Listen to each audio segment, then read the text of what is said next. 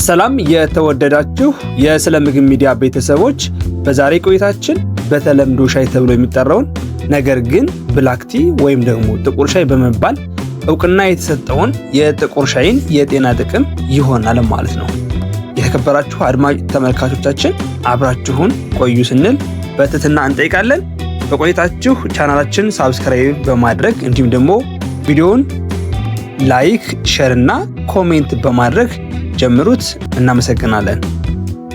በቻይናውያን እንደተጀመረ የሚገለጸው ሻይ አሁን ላይ ያለው ኢኮኖሚ ድርሻ ከ56 ቢሊዮን ዶላር በላይ አልፏል።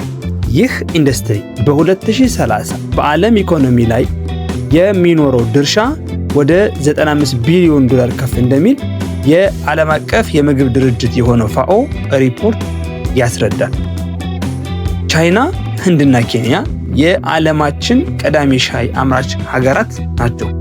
አሁን ላይ በዓመት የሚመረተው የሻይ መጠን ከ6.5 ሚሊዮን በላይ ቶን የደረሰ ሲሆን የተጠቃሚዎቹ ቁጥር ደግሞ በየዓመቱ ከ3 በመቶ በላይ እያደገና እየጨመረ እንደሆነ ተገልጿል። በየዕለት ኑሯችን ከቤታችን የማይጠፋው ሻይ ዘርፈ ብዙ የጤና ጥቅሞች እንዳሉት ይነገራል።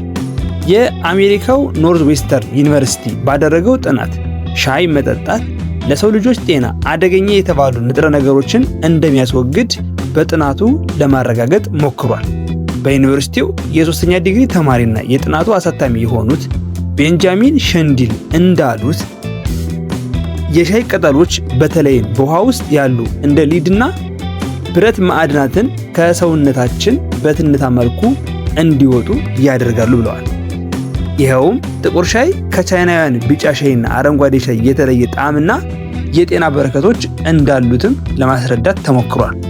ጥቁር ሻይ ቅጠሎች የበለጠ ጎጅ ንጥረ ነገሮችን እንደሚያስወግዱ የተገለጸ ሲሆን ለረጅም ሰዓት ሻይ ቅጠልን ማፍላት በተቃራኒው ጉዳትም ሊኖረው ይችላል ማለት ነው።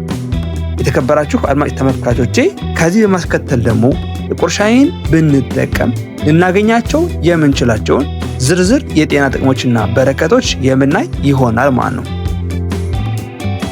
አንደኛ፣ በሽታ የመከላከል አቅማችንን ያሳድጋል።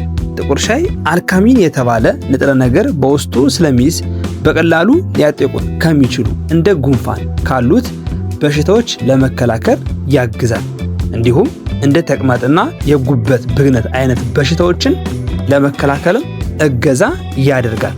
ሁለተኛ፣ ጭንቀትን ያቃልላል። ጥቁር ሻይ በውስጡ በያዘው ኤል-ቲያኒን የተባለ ውህድ በሰውነታችን ውስጥ የሚገኙ የጭንቀት ሆርሞኖችን ቁጥር ይቀንሳል። በዚህም ዘና እንድንልና የማስተዋል አቅማችን እንዲጎለብት ያስችላል። በተጨማሪም ጥቁር ሻይ ሰላም እንዲሰማና የተባረከ አይነት ስሜት እንዲሰማን ያደርጋል ማለት ነው። ሶስተኛ፣ የአፍ ውስጥ በሽታን ይከላከላል። ጥቁር ሻይ በተለይም የጥርሳችንን ጤና በመጠበቅ ረገድ አይነተኛ ሚና እንዳለው ነው የሚነገረው። በጥቁር ሻይ ውስጥ የምናገኘው ፖሊኖልስ ጎጂ ባክቴሪያዎችን በመግደል ጥርሳችን ጤነኛ እንዲሆን ይረዳል። እንዲሁም መጥፎ የአፍ ጠረንን ለማስወገድም ያግዛል። በተለያየ ጊዜ የተደረጉ ጥናቶች እንደሚያሳዩት የፖሊኖልስ በጥቁር ሻይ ውስጥ መኖር በ30% ወይም በ30 በመቶ የባክቴሪያ እድገትን ያዘገያል ማለት ነው። እንዲሁም የተሻለ ጥርስ እንዲኖረን ያደርጋል። ምክንያቱም በጥቁር ሻይ ውስጥ ፍሎራይድ ስለሚገኝ ማለት ነው። አራተኛ፣ የልብ ጤናን ይጠብቃል። ጥቁር ሻይ መጠጣት ከበርካታ የልብ ጤና ጥቅሞች ጋር የተቆራኘ ነው። በጥቁር ሻይ ውስጥ የሚገኘው ፍሎቮናይድ ጤናማ የደም ግፊትን መጠን በማስተዋወቅ የኤልዲኤል ኮሌስትሮል መጠንን በመቀነስና የደም ቧንቧ ተግባርን በማሻሻል የልብና የደም ሕክምና አገልግሎት እንደሚደግፍ ተረጋግጧል። ከጥቁር ሻይ ውጭ ፍላቮናይዶችን ልናገኝባቸው የምንችላቸው ነገሮችን ደግሞ በዚሁ አጋጣሚ ስናይ በአትክልቶች፣ በፍራፍሬዎች፣ ቀይ ወይንና በጥቁር ቸኮሌት ውስጥ ማግኘት ይቻላል ማለት ነው። ፍላቮናይድ ለልብ ህመም ምክንያት ሊሆኑ የሚችሉ እንደ ደም ግፊት፣ ከፍተኛ ኮሌስትሮልና ከልክ በላይ ለሆኑ ውፍረት ጨምሮ ለሌሎች በሽታዎችም ለመከላከል ወይም ደግሞ ቀድሞ መከላከል እንድናደርግ እድል ይሰጠናል ማለት ነው። በአንድ ጥናት ላይ እንደተረጋገጠው ጥቁር ሻይን ለተከታታይ 12 ሳምንት የተጠቀሙ የጥናቱ ተሳታፊዎች የደማቸው የስኳር መጠን በ18 በመቶ ቀንሶ ታይቷል። ይህም የተሻለ የልብ ጤንነት እንዲኖረን ያግዛል ማለት ነው። አሁንም በሌላ ጥናት ደግሞ በቀን 3 ብርጭቆ ሻይ የሚጠጡ ሰዎች በ11% ለልብ ድካም ህመም የመጋለጥ እድላቸው እንደሚቀንስም ለማረጋገጥ ተችሏል። አምስተኛ ጉልበት ይሰጣል። አድካሚ ስራ ካለብን ጥቁር ሻይን መጠቀም የተሻለ ምርጫ ነው። ጥቁር ሻይ ወደ አይምሯችን የሚሄደውን የደም ዝውውር እንዲፈጥን በማድረግ የተነቃቃ ስሜት እንዲኖረን ያደርጋል ማለት ነው። በጥቁር ሻይ ውስጥ የምናገኘው ካይፊን ሴሎችን በማነቃቃት ዶፓሚንና ሴሮቶኒን እንዲለቁ በማድረግ የተሻለ ስሜት እንዲሰማን ያደርጋሉ ማለት ነው። ሌላው ደግሞ የጥቁር ሻይ ጥቅም የአጭር ጊዜ የትውስታ ማህደርን ለማሳደግም ትልቅ አስተዋጽኦ አላቸው ማለት ነው። ስድስተኛ ካንሰርን ይከላከላል። በጥቁር ሻይ ውስጥ የምናገኘው TF2 የተባለው ውህድ የካንሰር ህዋሶችን ይገድላል። ሌላው ጥቁር ሻይ በውስጡ የያዘው ፖሊኖፍላሚን የካንሰርን መመስረት ይከላከላል። በተለይም ደግሞ የሳምባ ካንሰር፣ የእንቁልሌ ካንሰር፣ ፕሮስቴትና ኮሎሬክታልና የፊኛ ካንሰርን በመከላከልም ውጤታማ ነው ማለት ነው። ሰባተኛ ክብደትን ለመቀነስ ያግዛል።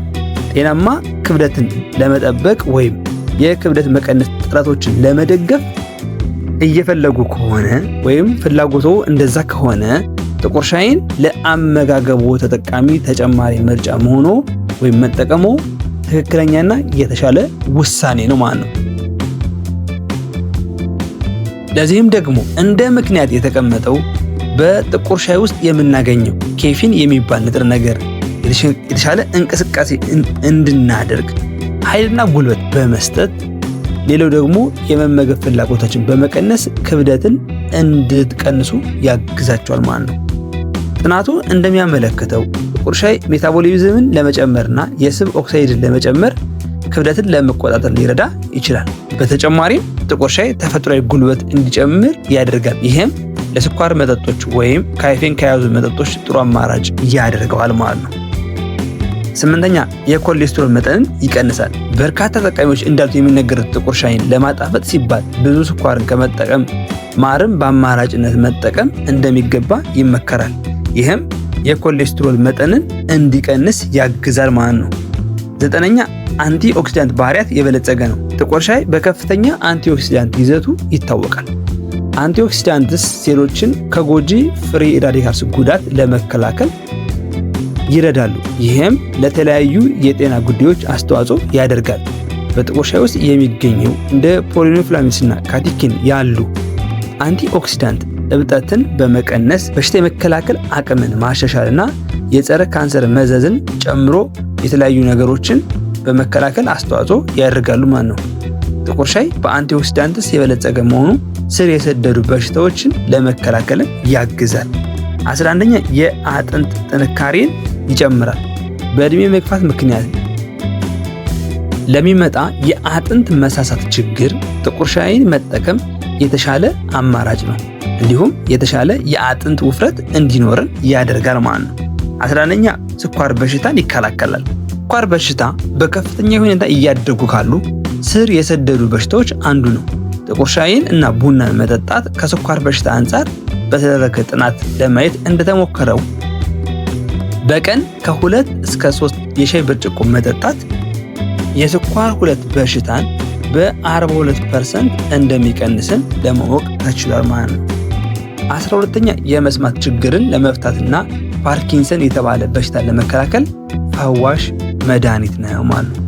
እንደ አጠቃላይ ጥቁር ሻይን መጠቀም ልናገኝ የምንችለውን ጥቅም ስናይ ጥቁር ሻይ ካፊን የተሰኘ አነቃቂ ንጥረ ነገር የያዘ በመሆኑ ሰዎች ድካም እንዳይሰማቸው፣ ድርቀትን ለመከላከል፣ የሰውነት በሽታ የመከላከል አቅምን ለማጎልበት፣ ድብርትና ትኩረትን ማጣትን ለመከላከል በብዙ የጤና ባለሙያዎች እንድንጠቀመው ምክረ ሐሳብ የተሰጠበት ጉዳይ ነው ማለት ነው።